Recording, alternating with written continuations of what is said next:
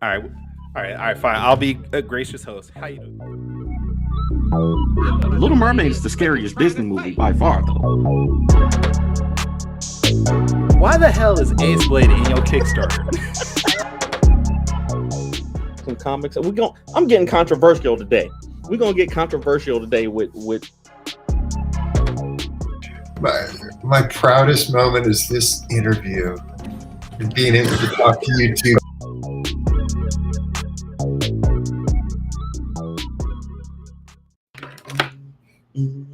I still need to change that stream elements. Oh yeah. Yeah. All right. Ladies and gentlemen, boys and girls, children of all ages, Taurus Comics in collaboration with Fourth Wall Productions respectfully brings to you the 127th episode of the Four Tales podcast. I am your host, Kyron Silva. Across the way is the lavender novelist of Ace Blade, Danny J. Quick, and together we are your two award-winning blurred comic creators here to help you find your next favorite comic. We are live on the Age the Geekdom Network by Facebook, Twitter, Twitch, and YouTube, so if you're listening or watching us live, thank you for your support. Don't forget to like, subscribe, share, and review this podcast because all your positive reviews and interactions help us reach a bigger audience. So, Danny J. Quick, where is my sketch cover for Ace Blade number 7?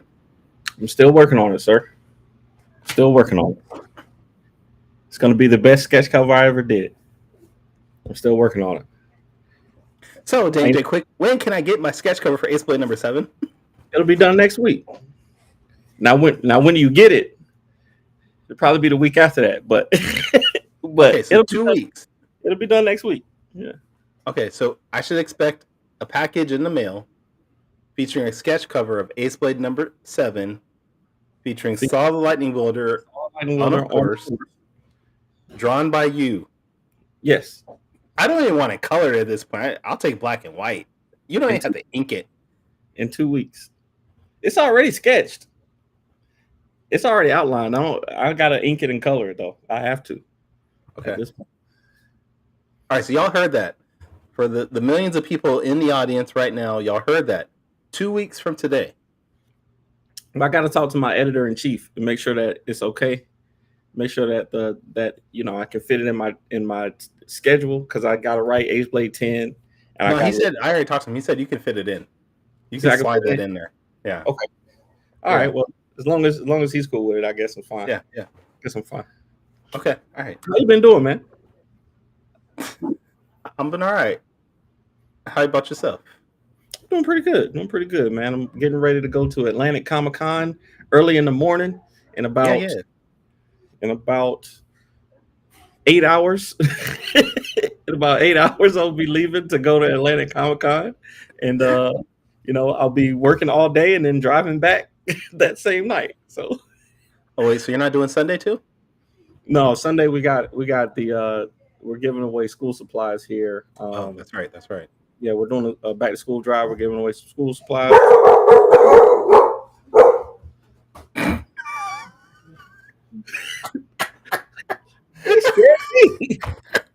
He scared me. Star River, calm down, buddy. Jeez.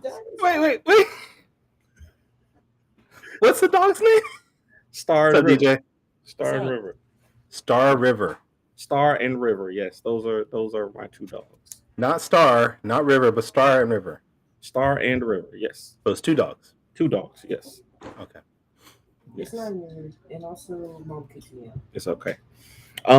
But I love these dogs like members of my own family. I didn't want them at first, but now these dogs that you've had for years ago. These are the two dogs that my children and my wife forced on me, and now I would do anything for these dogs. Okay, I have not seen any video of these dogs since like you first got them. How big are these dogs now? They're medium-sized dogs. They're not huge. They're about 80 pounds. They're not big. Together, they're 80 pounds together. Yeah, they're not big dogs. They're medium-sized dogs. They're okay. Wow. But I think our guest is an animal lover too. I think he has cats though. Or maybe he has a fish. Well, I do want to go before we introduce our guest because once we introduce him, he's not going to stop talking for the next half hour. So, just confirming, in 2 weeks, I'm going to get my sketch cover for Ace Blade number 7, drawn by you, of Saw the Lightning Wielder on a horse. Correct? Yep. That's the plan. All right. What's up, Angelica 100 on Kick? We are about to introduce an amazing creator, an artist, a hater of daylight savings time. He's been on our show multiple times before. I don't even really have to introduce him twice. You know, Yep. Number one commenter on the show most days. Yep. I really was looking for his comments in the chat. I was like, how bad I wanted to like get on, but I didn't want to cause like a feedback loop. I wanted to get on YouTube and like start commenting, but I didn't. Something's missing here, but Yeah. So we have the wait. I gotta do this correctly because there was a specific way he wanted us to. No, wait. I'm gonna pull this up again because I forgot about this. We have the Royal Lord and High Potentati. What? Potentate. Oh, High Lord Potentate missed her fish. Missed her fish. That's how we were supposed to say his name now. Missed her fish. We got it. Well, you asked for a pronunciation, and Mister is pretty easy. But I have to, okay, for those of y'all who haven't been on the show multiple times, as I have, they sent you out a survey, even though you've been on several times, and you have to fill it out. And being as I've been on a few times, and we're all friends, and like me and Kyron talk every day, I have to come up with, more smart alecky responses each time. I have to outdo myself each time. So, I start to try and get creative. The survey hasn't changed since we started the show. It's the same survey. It's a smart thing, though. Like, I wish we were smart enough to do that on our show, but we're not. And it's. You want to state the reason why I messed up on potentate is you spelled it wrong. So I wanted to spell it. I probably did. I didn't have an editor. How you spelled it. So I didn't have an editor as I was doing it, or an editor in chief for that matter. I'm available to hire. No, you're not. You got like 3 jobs now. What are you talking about? I really do have 3 jobs. Yeah, hire yourself out for more stuff, Kyron. Go ahead. You got more time. Anymore. You don't have time for this anymore. What do you mean? Bro, yeah. I really feel like the Jamaicans from Living Color right now. I got 3 jobs. Pull a Mr. Fish. Go ahead and do it. Like, you're already working on 6 books. Go ahead and promise somebody else another one. Do it. You can do it. Come on. I'll just put out there right now. I talked to Sean Barbour today, and he said once I'm done with Black Rose, we can start on server 3. So there you go. I don't know how I'm gonna fit that in between editor in chief and writing and doing my own books for Taurus Comics and this podcast and the work for CrockerCon, which is next month. So I don't know where I'm fitting all this in. Oh yeah. I know your pain, man. Absolutely. Like, I just shipped out a Kickstarter, just wrapped up a backer kit campaign, just shipped out this month's Patreon backer books, and now I'm getting riled up for another Kickstarter campaign, going into another client's book, have another client's book after that I have to get done, along with getting on more books at Atlas. That'll only take 3 days. You'll be all right. Quick sidebar. If anyone's in the Northern California area, September 12th, you guys want to come out to CrockerCon, it is at the Crocker Art Museum in Sacramento, downtown, from 6 p.m. to 9 p.m. We're going to have cosplayers, we're going to have comic creators, games. We're going to have Derek Robertson, the co-creator of The Boys, is going to be one of our guest speakers out there. We're going to have a bunch of comic creators. So this is my first time being the head of coordinator of this event. It's the event's 10th anniversary, though, so please come out and come check these out. We're going to have a good time. I'm going to be there for year 11. Oh, hey. You want to come out, you can. I'll be there, man. My understanding is in this 3-hour time frame, on average, we get about 1,000 people just through the doors. So I have never gone to this event and not made at least 3 figures in that 3-hour time frame. So wow, that's insane. Yeah. Well, you get people who really aren't into comic books, but they want to go support the museum and what they do. You get some alcohol in them. You get some music going because we do have we have a live DJ playing. We're gonna have food there. We're gonna have a cosplay contest. They'd start spending money. Hey, there you go. You got the right. There's a reason those parties at the art galleries have the wine flowing freely. Like there you go. It's effective. Hey, you got the right combination right there. All right, Fish. What are we talking about today? Because this is all your show now. No, y'all can't just hand it over to me and let me go wild. Like there's a whole process to this. This is why I enjoy this. We can. Oh man! All right, welcome to Mr. Fish. We're gonna have a brand new show. It's gonna be a whole lot of fun, and I don't know where we're gonna go from here. Kyron, putting me on the spot like that. Don't think I won't take that spotlight and run with it, man. I know you will. That's the problem. So, I do want to know what projects are you working on right now? First of all, how many projects are you working on right now, and what are they? Well, the Kickstarter for Call 1 through 4, which had the 2 new issues, 3 and 4, that's finished now. I've shipped it out to everybody except for the one backer who still hasn't filled out his survey yet, so I don't have an address to send it to. But that's completely done. I had a couple of holdouts, but I got them shipped out except for the last guy. The backer kit campaign for Alice Lost in Wonderland issue 1 is done, and I'm just waiting for all the pledges to get collected and everything, and then the surveys go out, and as soon as I get the funds, I'm placing the order. I also have to get like the list of backers so that I can put that on the credits page for the people that back the book. And then that goes to the printers and will be here as soon as possible and get shipped out. We're in the process of setting up the Kickstarter for Fish Tales Volume 2, my anthology book, which had the first volume had the initial first little peek at Alice Lost in Wonderland. Issue 2 has a little bit more of Alice in Wonderland in it, and it also has a brand new story from the world of Green Zone, which shows some of the other stuff that's going on in that world that my son co-wrote and illustrated for me. It's got another backstory from the world of Kaw, showing more about what that world's like before Kaw got there. A friend of mine, T.S. Luther, who's helping me edit books and stuff, he wrote that short story and I illustrated it. Really cool stuff in that book, and it's going to be coming out soon. We're putting the Kickstarter together right now. And otherwise, right now, I'm really pushing the Patreon subscription, because you can go to my Patreon, Mr. Fish Comics, check it out. For $3, you can follow along, watch the art streams and the free giveaway stuff that I do, and see behind the scene posts, all that stuff. For $5, you get a new digital comic every month. And for $10, you get a new physical copy of a comic book shipped to your door every month. And for those of y'all that do comics, I know half of that is shipping. So it's a really freaking good price. Right. And they're usually Patreon exclusive covers and stuff. A whole lot of time, it's been one-of-a-kind covers that you're not going to see anywhere else.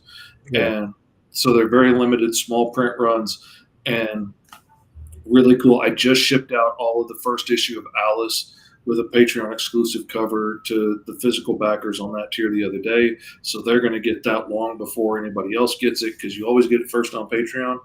And starting this next month, we're going to start with Green Zone, and it's going to be Green Zone issue 1, issue 2, issue 3, the source book, and then for Christmas, issue 4 is going to come out. And I'm hoping to have issue 4 in your hands well before Christmas gets there. So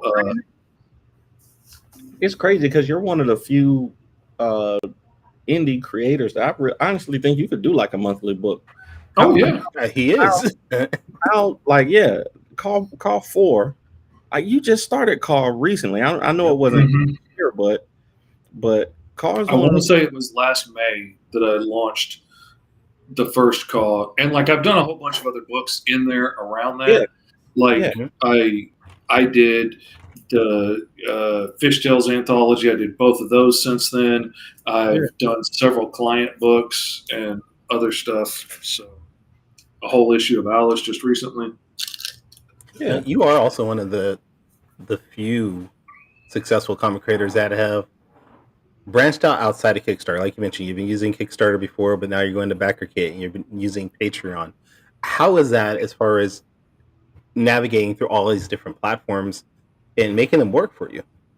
There is, like with the BackerKit campaign, there's a lot of neat tools over on BackerKit, and they are trying really hard to make themselves unique and not just be another Indiegogo, another fund my comic, another, insert crowdfunder here. They're trying not to just be another thing, but asking seriously, what can we do better? What can we make different over here? And I appreciate that. I've seen a lot of my friends do really well with books over there, so I was already thinking about trying it. And then I got invited to be a part of the Comictopia campaign, which was bringing in a whole bunch of comic creators, and they cross-promoted us, and BackerKit as a whole was advertising for us and pushing it and making a big deal. When you come to BackerKit, they were advertising the Comictopia project and all of our books, making it real easy to get to our books.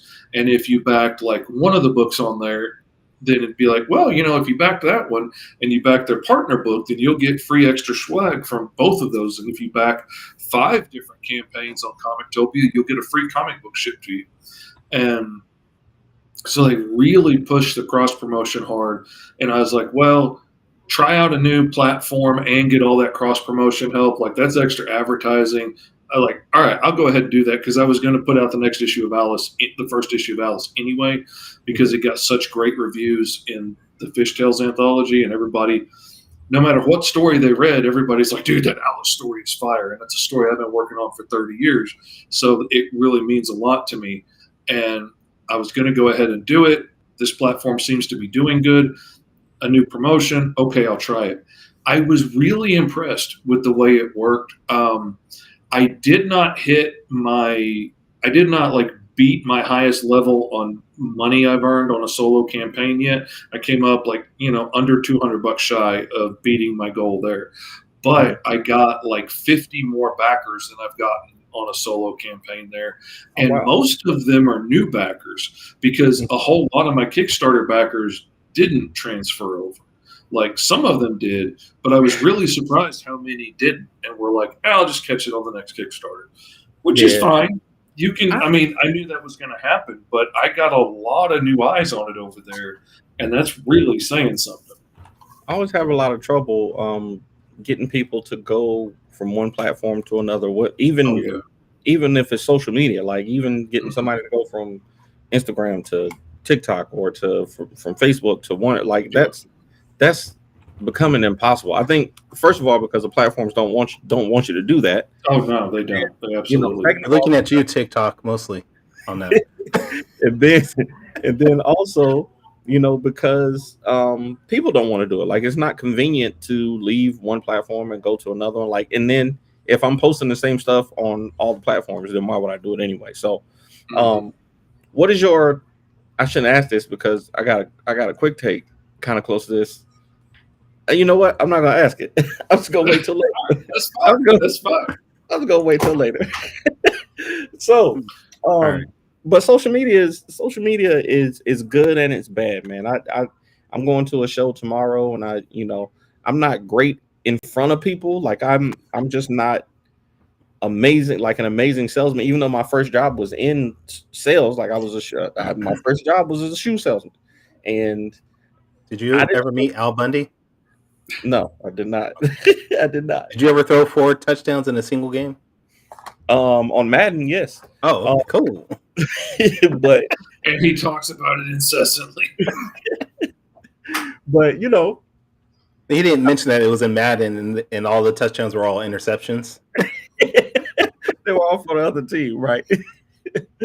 No, I just think that it's good to have kind of a balance, but thankfully Morgan will be there with me tomorrow. So Morgan is better in person. Like, we have a cool dynamic because Morgan is spot on in person. Like, this dude, engages with people. He just sticks to the table. He's focused on selling and doing what we're supposed to do at shows. And then I'm pretty good on social media. Like, I can pump out content, and I can keep keep making stuff and keep get people moving and stuff like that. So I think it's a good balance to have. It's been difficult for me to get used to the social media aspect of it because I want to just stay head down, working all day, cranking out new books. And like I could get out so many more books a year if I didn't have to stop and do so many TikTok videos and things to explain, to try and I want to be helpful. I want to share positive information, but ultimately, like we also want people to see our brand and come check out our books and buy the stories that we're making. So, we're doing it for dual purposes. Like I want to be helpful to other people that want to try and do this and teach them from the mistakes and things that I've learned over the years. But also, like, I also want you to go check out my books. It's advertising. And that takes time. Setting up a Kickstarter, running a Kickstarter, doing all the podcasts and stuff to pitch it, and then, fulfilling it takes up so much time. I could get another book done just in the time it takes to run a Kickstarter. Like time, no problem. You could probably. But I think that's one thing that we are kind of missing as indie creators. I know there are some companies that, kind of have a bigger staff and things like that. But I think if we utilize, each other in service of, whatever the project is that's coming out, if I was, making content for it and then, Fish and Kyron are drawing or Kyron is paying for it. You know what I'm saying? Like, I think that would, wait, what? Wait, who's paying for what? Kyron, you're paying for it. You're paying for it. And then, we're marketing in it, and then we'll get somebody to print, and we'll be fine. We'll be just fine. Ain't nothing getting done then. I really strongly believe that there is so much of an opportunity out there for so many people that like really want to be involved in comics but aren't necessarily good writers or artists. Like there are some people that are like really talented organizers or great salesmen or great at like, organizing and planning things and running businesses and things like that, that a lot of us that might be really good writers or illustrators or whatever aren't necessarily good at. Like some of the best creators I know that make the books that I'm the most excited to read aren't necessarily good at shows and don't like going to shows, don't like being out in front of people and talking to crowds and stuff, where like admittedly, like I'm autistic and it kind of terrifies me a little bit to be in a place filled with strangers and have to talk to people I don't know. But in building a mask over the years to get along easier with people, I built my mask off of people on TV. So I kind of have a little bit of that, hey, it's your Open Fish, good to see you, welcome back, that kind of vibe anyway. So it's easy to just kind of turn that up a little bit. And then I see the results. Like when I'm like, hey, you look like you like indie comics, and I got some of the most independent comics in the world. I want to check them out. And they start to giggle and laugh, and they come over, and I see the results. So it's kind of like working out. Like even though it's scary and I don't want to do it, I like the benefits that I get. So I keep doing it. And then once people see how excited I get about my books when I'm talking about them, it's either a sale or it isn't. Like usually it's infectious and you want to buy a book. If it's not, great, move on. Let me get to the next person because they're going to be into this. And so I enjoy it. Who on TikTok said that you're flexing on us with your with the amount of books that you can get done in a year. Dude. It was like, hey, I just started work on my 90th book since 2019. Wow. There are professionals that worked for Marvel and DC that can't even say they've made 90 books, dude. That's right. I'm not saying they're all award winners, but I'm just saying I worked on. But they're all done though. That's the thing. They're all done. Almost every single one of them hit the deadline without problem. A couple of them, like maybe 3 out of that 90, went a day or two over.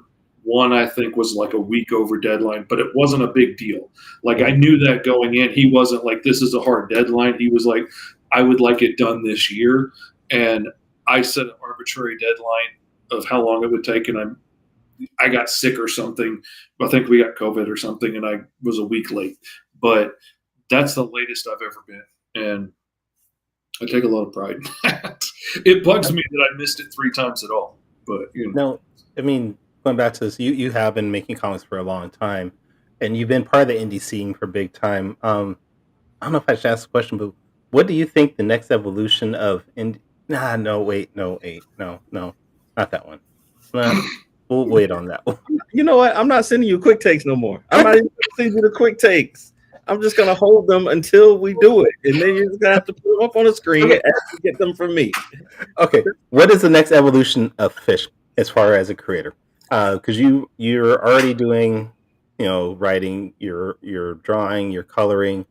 Where can you take this? Like, where do you go from here to even... I'm going to say that sounds like an 80-pound dog over the microphone. Like, that sounds like one 80-pound dog. It sounds like it's right there in the room with him, too. The look on his face when they barked the first time, I thought it was like a canine unit busted in the door or something. Like, it was loud. I got some illegal comics down here that they're trying to get from me. No, they are two 50-pound dogs. They're 2 50-pound dogs. Oh, so now all of a sudden it's a total of 100 instead of 80. Well, they got bigger over the summer. They've been eating a lot. They've been snacking since the show started. We haven't a small child since the show started.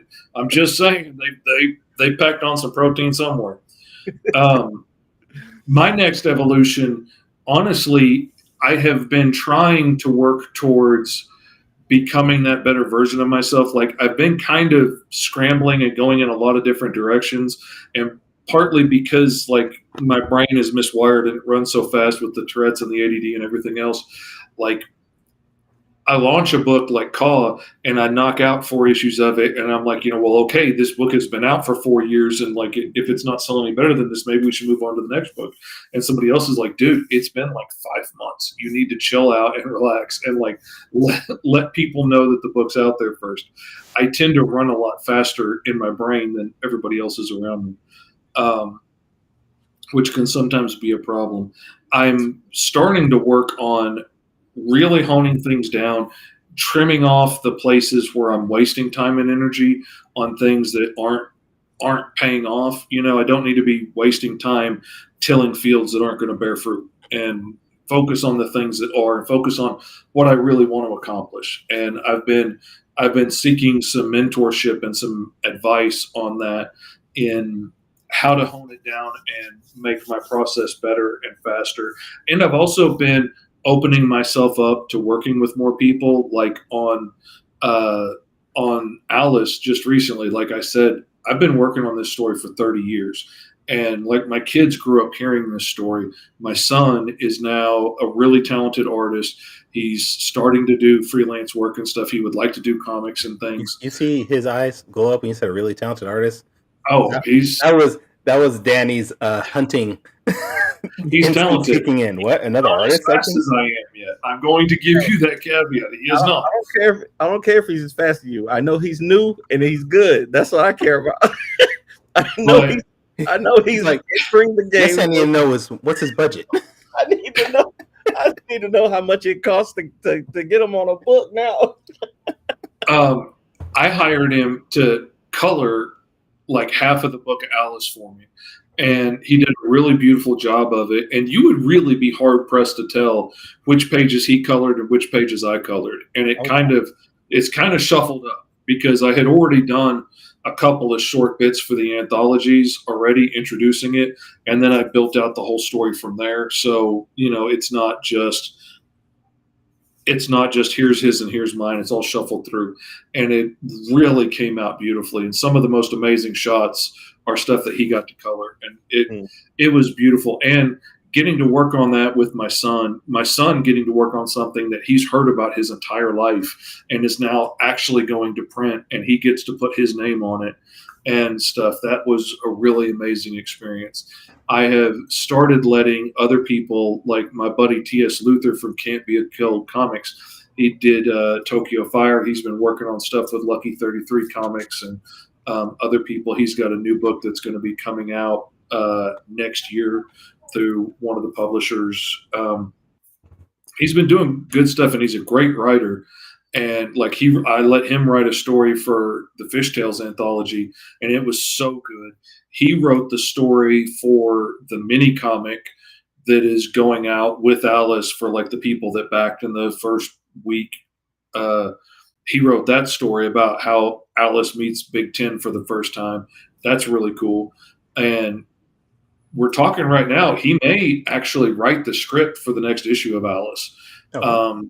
Like we've been working out the story beats because like it's such a big complicated story, and there's so much like time travel and stuff and all this like stuff interwoven together that, you know, in my brain it's like this giant tapestry that covers the globe, and he's really helping me hone down on like which parts of this do we tell when and where, like how can we carve out sections of this that will make a beautiful picture right now and let people follow the threads and let it weave all together. And so I'm starting to learn to let go of more things, bring in some help and stuff, because ultimately I want this to be successful. I want the books to get out quickly, and I want us to make, you know, as much profit with as little wasted effort as possible.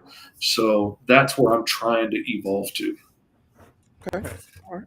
Well, I see we got Alice and we got Fishtails. You know, where's my Green Zone book? What's going on with Green Zone? Well, that's what I was saying. Now would be a great time to get in on the Patreon subscription if you haven't bought Green Zone up until now. I have brand new copies of Green Zone issue 1 coming in. They should be in a couple of days. And then, because in the last 14 months now of my Patreon, I've shipped out 15 books in 14 months. I know they thought it was crazy when I said I was going to ship out a book every month, but I've done it for 14 months, and you know, it's been working. I do what I say I'm going to do, and I haven't let anybody down yet. But in that time, I haven't released Green Zone yet. I've kind of been holding on to it just in case something happened. Like, you know, you could be in a car wreck and break my arm or something and not be able to draw for, you know, 3 months. So, like, having a couple of books that were already done that I could release if I needed to, God forbid something happened, was nice. And now I'm like, now's the time. I want to release Green Zone 1. Will be this month's book that will ship out at the beginning of next month, because I like to wait to give everybody, like, to the end of the month, like give everybody that chance to subscribe, and then I ship them out the next week or two after that. Then the month after that will be Green Zone 2, then Green Zone 3, then the source book, and then, like I said, for December, issue 4, which will round out their whole first shift, and I'll find out what happened after the events of issue 3. Does, you know, Lieutenant Waters survive? All this stuff. What happens to Danny? What happens to Virgil after everything that happened? You know, what's he going to look like after everything that happened after that? All that's going to be in issue 4. And then that will also give me enough so next year I can release the trade, which will have all of that. It will have the source book, and it'll have entries for every character, you know, in Green Zone. And it will have all kinds of extra material, like the short story my son did for, like, you know, what happens outside of Green Zone. Another set of short stories that I did for this newspaper comic strip about a vigilante superhero dude that lives in the world of Green Zone, and like him hanging out at this bar. And it's a whole thing, but it's going to have like 100 pages of content or more in there. And like how I came up with the story and early sketches of the characters and all kinds of cool stuff. So that'll be out early next year. But Green Zone 4 is coming out for Christmas. So now's a good time to subscribe, and you can get all of that stuff. Sounds like great in that vigilante superhero in the Green Zone universe. I'm interested in that. It is really cool. Like, he's an old, bitter man now, but the story's kind of, it really focuses around every night he hangs out at this bar and tries to drink himself unconscious because of the PTSD and whatnot. Mm-hmm. And he tells these like rambling stories about events that happened. And as the stories go on, you can piece together more and more about his life and how things have changed. And like you realize as it goes on, he's got these two bodyguards that are always protecting him at the bar, stopping fans from getting to him, stopping him from getting to people when he gets too drunk. And every night they're doing this like a second job for free. As the story goes on, you find out that they're henchmen that he used to beat up all the time. And now they're protecting him with their lives. Why are they doing that? You know, that's going to come out in another book a little bit later. And it's going to be, that one gives me goosebumps. That one's going to be really good. I love that. My brain isn't quite as fast as yours, but like I can't stop creating stories and storylines and stuff. So I already have so much stuff that I need to catch up on. So maybe me and you can fuse into one person at some time and make some Ace Blade books and a lot of TikTok videos. We need to make that happen. Get the Dragon Ball Z earrings and do the fusion, and you know, yeah. we'll see. Okay. All right. So is not going for me. That'd be a great fusion. No hair. No, it would be. We both have no hair. No hair, beard, glasses. Yeah, we're set. Would just meet in the middle of dark skin and light skin. It would be like a caramel quick fish. Yeah. Okay. Oh God, no. All right, so it's time for quick takes. I'm ready when you are, Kyron. Let's do it.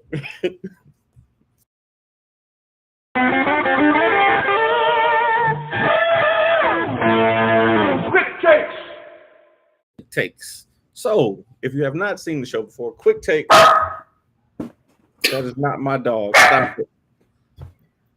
Stop it. You found your magical buttons that make sounds, huh? No, that's my dog. Oh, that's your dog for real? That's my dog. He went old school with the sound effects. He just poking a dog with a stick. Amazon was dropping a package off and she's freaking out. Oh, yeah. God. She hates people. Amazon man comes every day and the dogs have not got used to him yet. Terrible. Okay, so if you haven't seen the show, Quick Takes is a rapid Q&A session where we grill our guests on their deepest, darkest secrets that we found on the internet. Leave that dog alone, Kyron. You didn't turn your camera on. I didn't turn my camera off. My bad. And fish, I'm beat the hell out of you. You better shut up. Oh. All right. It's crazy. What? Okay. Why are y'all laughing? So not 45 seconds. Question number 1. Oh yeah, you got 45 seconds each to answer each question. The people on TikTok are laughing at you, Kyron, or they're laughing at me. So question number 1. I recently found out that you and I have a similar taste in cereal. So I want you to tell me. You like the Donald Trump cereal? No, definitely not. I'm sure he makes one. There is. I'm sure he has one, but there is. It's got the most gold flakes in it that you're ever going to see. Probably like Captain Crunch. But anyway, so Madagascar cereal. There was a cereal, a s'mores kind of grahams crackers Madagascar cereal. Dude, you went way back. Probably one of the best cereals I'd ever tasted, and I saw that you posted that you had it too. And I wish there was a way, but there's no question here. We're just going to talk about how good this cereal was. I'm just going to do the 45 seconds right now. Then there's actually you went way back. If you go, there's a s'mores cereal. Malto Lakes makes it. They sell it if at you food. can find it. If you can find I tell you what you can do, because the s'mores one is good. It's the same thing basically, but you can't always find it, especially where I am.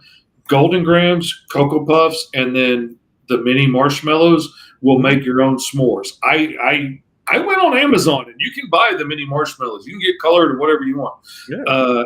You can buy them cheap in bulk, and I may or may not have made bulk batches of my own s'more cereal, because it's good. of course, then the diabetes got the better of me, and I can't have it no more. But just to confirm, there was no actual question on this. Y'all just talking about cereal. Man, it was good though. It was good, man. You obviously haven't had it. That's the problem. That's the problem. You sitting there eating your Donald Trump Gold Bran Flakes, and tearing up the roof. I did find the post though that he was talking about. That's it. That's it is so good. Y'all, and that is way back. When was that? April 18, 2016. World, let me tell you how much I love me some Laura Smithart alone. She bought some Batman cereal just because she saw it and knew I would love it, which led my wife to buy other new cereals like Superman and my new absolute favorite in the whole wide world, Madagascar S'mores. Laura, you rock out loud. It's so great. I was like, that's a long time ago. Yeah, like that's the deepest, darkest secrets that we found on the internet, man. Yeah, that's like 2 wives ago, man. Damn. He said 2 wives ago. Okay, so this is a question. I hope my wife ain't watching that because I hear something downstairs now that I said that. You go, hey, your next bowl series is gonna be poison. Okay, so this next question is one I've been asking a lot of people lately. Because we were talking about earlier. How many wives have you had? Just the 2. No. Because we're talking about, I'm gonna be eating bachelor chow out on the street pretty soon. Facts. I'm not messing with it. It was worth it for the jokes. Terrible. Okay, it's so hard to get people say goodbye to yesterday. My bad. Quick Takes is I'm listening, Danny. I don't know what the problem is. Quick Takes is sponsored by Gemini Comic Supply. If you go to Gemini Comic Supply, use Ace Blade, you get 10% off. Okay, no, I'm gonna ask the question. Okay. If you had to bet your life, you bet your whole future of your indie comics career on one social media platform. You can't use any social media platform. You don't use one for the rest of your indie comics career, your comic book career. Which one would you stick with and why? God, if I had to pick right now, just out of the blue, like I would like to say TikTok because I enjoy it and I like the fact that it gets me out in front of new eyes all the time. But if I just had to pick out of the blue, I would say YouTube because it has survived so many ups and downs through social media. It has been so standard for so long. I don't think it's going to go away anytime soon, where I don't know how long Facebook has really of it being, not being MySpace or, AOL Messenger. Like eventually it's going to go the way of the dodo, but it's paid enough money to try and put a hit out on TikTok before it goes. So I would guess YouTube. It's a good answer. It's a good answer for sure. Okay, question number 3. And this is the one that Kyron tried to spoil earlier. But indie comics is always changing, right? There's people saying that AI is the new AI is going to take indie comics to the next level. There are people who are saying that we need to go back to traditional, pen and ink so that, Skynet can't steal our stuff. What do you think is the next evolution of indie comics? I really like digital comics. I like digital comics a lot, but it's never going to quite be the same as holding a comic. I honestly wonder if animation and video comics and stuff aren't the next evolution, because essentially comic books got so big because they were the cheap disposable media of the time. They were the cheapest way to get information out to the most eyes. And now that's like social media stuff like YouTube is the cheapest way to get stuff out there. Honestly, if I was to start all over from scratch now as a kid coming up, I would be working more towards doing short form animated bits of my stories on YouTube instead of comic books and try and get monetized that way, I think. That's a good idea. I like it. I'm stealing it. Okay, question number 4. So you draw a lot of stuff. you draw a lot of stuff and you draw very fast, Fish.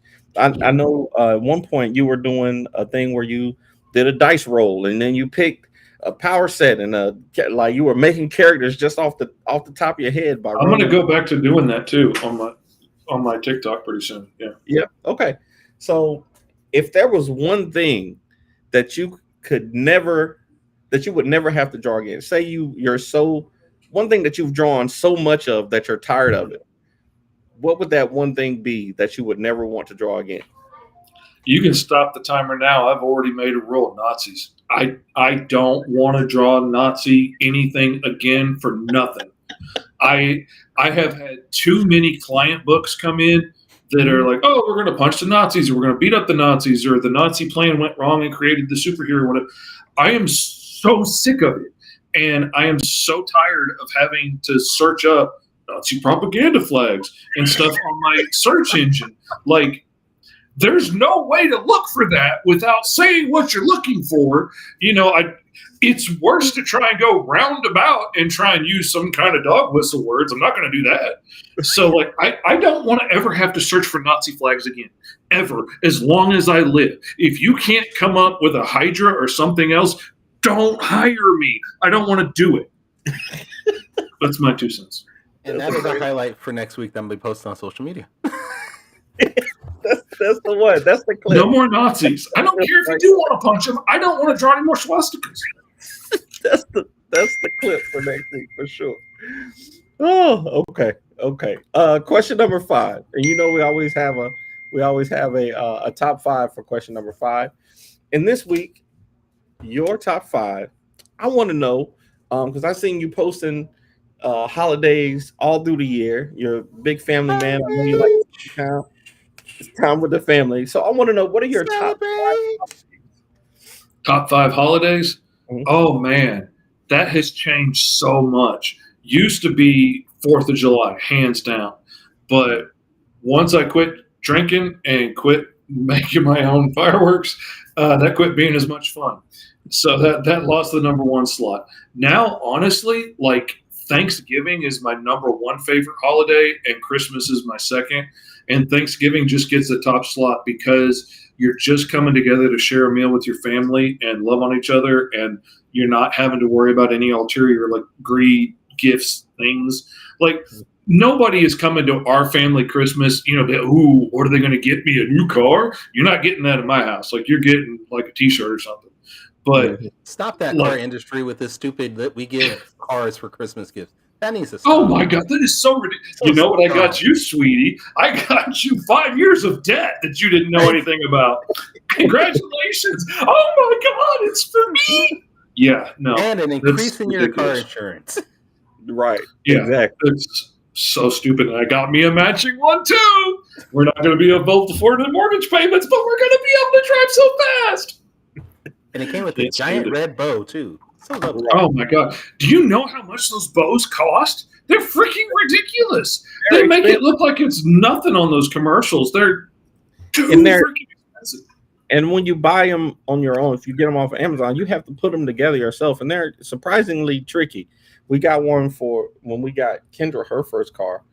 And it was really hard to put that thing on that car and then drive it down the hill so that she didn't see it when she got home from school. It was so ridiculous. Now, you see, Fish, you and I don't know anything about putting together some giant bows.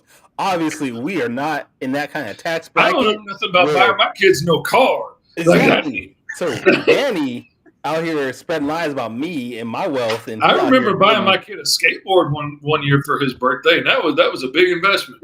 You can put a ball on a skateboard. Oh, yeah, easy. But I ain't got to worry about putting one on no car. I ain't buying a car for nobody. It was a 2000 Kia Soul. It was not a fancy car. In 1999. No, this was last year. This was 2022 or something like that. Anyway, this week's quick takes has been brought to you by Gemini Comic Supply. Go to GeminiComicSupply.com and you get 10% off your entire order. Thanks for doing that for us, Fish. Oh man, anytime. Fish, we're out of time. I am sad. But you have another show to do right after this. So you actually do. Yeah, I do. And I wish we had more time because I wanted to talk about your time in the witness protection program and how that affected you. That's it. We're done. I put it on the list of things we can't talk about, along with Kyron's unrequited love for me. What? I need to start reading these surveys. You really do. I put a lot of work into being a smart aleck. You should be reading them. You really do. Some of my best preview. Terrible. But no, we do appreciate you as always being on the show with us. We want to make sure our audience who hasn't heard you before for some reason, maybe they're a new audience, maybe they haven't seen me on any of the podcasts I'm on all the time. Where can people? What the hell? Where can people check you out and follow you? And oh my God, Danny. Mr. Fish Comics on all social media. Mr. Fish Comics on TikTok, YouTube, Facebook, Twitch, all of the places, and on Patreon. You can go to check it out, Mr. Fish Comics, and it'll take you there. And you can sign up for the Patreon, get a book shipped to your house every month for $10, or get a digital comic for $5. I love digital comics. That's the tier I would take myself. And MrFishComics.com. You can buy books there. All right. Tempest Law, thank you for watching. Danny, yeah, thank you, Tempest. Where can people check you out? If you want to find me, the best place to go now is our website, fourthwallpros.com. And if you want to find me on social media, it's at the Ace Blade on all social media platforms. Kyron, where can people find you? We don't have the Kickstarter anymore, so I don't have to say that one. You can find me at tauruscomics.com. You can find me at all social media platforms at Taurus Comics. And again, September 12th, you can find me at the Crocker Art Museum, downtown Sacramento. I'll be walking around CrockerCon from 6 to 9, helping out as much as possible and hopefully putting together a good show. But as far as this show is concerned, if you've never listened to our podcast before, you can go to our website, fourtalespodcast.com. That is the number 4, TALES podcast.com. You can listen to our previous episodes. You can link to our YouTube and other social media. I don't know what that was. It popped up like out of nowhere. It just randomly happened. I was like, wait, what was that? Anyways, Four Tales Podcast. I'm leaving that in the podcast. So, absolutely. fourtalespodcast.com. Go to our previous episodes. But join us next week where we're going to have Robert Venditti, writer from DC Comics and Bad Idea Comics, talking about his new book, Death Planet. And hopefully we will also have Derek Kolstad, which is joining him, which is the writer and creator of the John Wick movies. Ooh. So we'll see. Fingers crossed he's going to join Robert, but hopefully we can have him on and have some good times, find out what Death Planet is all about. But until next time, everybody, sayonara, goodbye, and please take care of yourselves. I